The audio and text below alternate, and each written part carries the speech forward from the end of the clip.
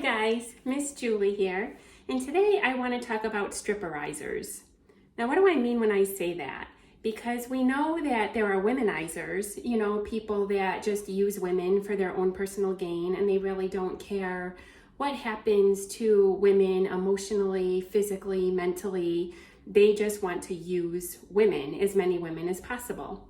So I like to refer to human traffickers as stripper-izers, because this is what they do to girls that dance. In the strip clubs, a lot of them are legal, but we also have something called pop-up strip clubs, which are under the guise of legal. However, human traffickers have found many ways to use the strip clubs and to use the girls in ways that are not legal, but it's not reported and you're never going to know this. So I want to share this information with you. I've worked with strippers as a social worker, and I've worked with strippers in my salon, doing their hair. And we all know that, the better somebody looks, the more money they're going to be able to make, correct? So because of this, traffickers really hone in on girls who strip. And it's not just girls, there's usually minors involved. There can be men, of course, but it's the majority is female. And what happens, and I want to put this out here because a lot of human trafficked victims don't know or understand that they're being trafficked. They don't know what's really happening. If you were to ask them if they're being human trafficked, they would have no idea what you're saying to them, and they would be like, no.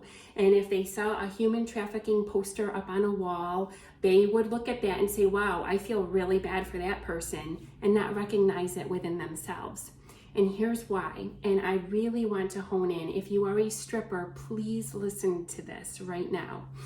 What a lot of these pop-up strip clubs do is, even though they're under the guise of being legal and you think that you're just going to dance, traffickers use the clubs as a training grounds, right? You're already taking off some clothes.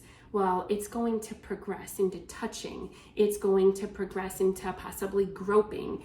And what happens here is there are usually house fees involved, where you have to pay a house fee.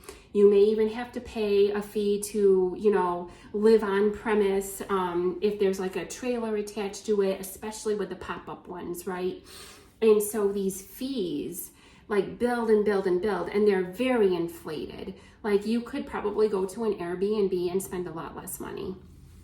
However, the reason why the pop-ups do this is because it's a way for traffickers to create that false sense of debt.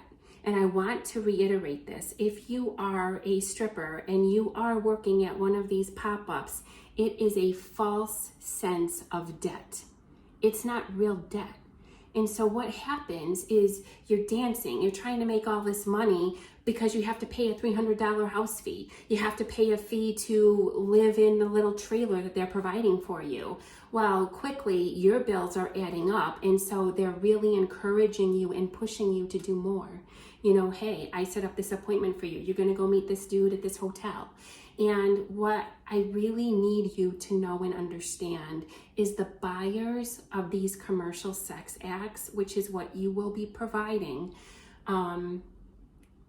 these guys will do things to you that they would never do to their wife or their girlfriend, because they are wanting to live in like this fantasy world. And some of these fantasies are very dark. Like they want you to experience extreme pain while they're trying to have sex with you. And so this is what is happening. You're feeling this false sense of debt. You're being forced to do things you don't want to do. But because of this amount of pressure on top of you to pay these exorbitant fees, you get trapped in a cycle, and you actually are being human trafficked. So I just want to warn you about who stripper-izers are, what they do. And if you are in this situation, I would please tell you, call the National Human Trafficking Hotline, because they already are aware of what's happening with these pop-up strip clubs. They understand and know, but they also know that the girls that are working there do not know and understand that they are being trafficked. Hope this helps.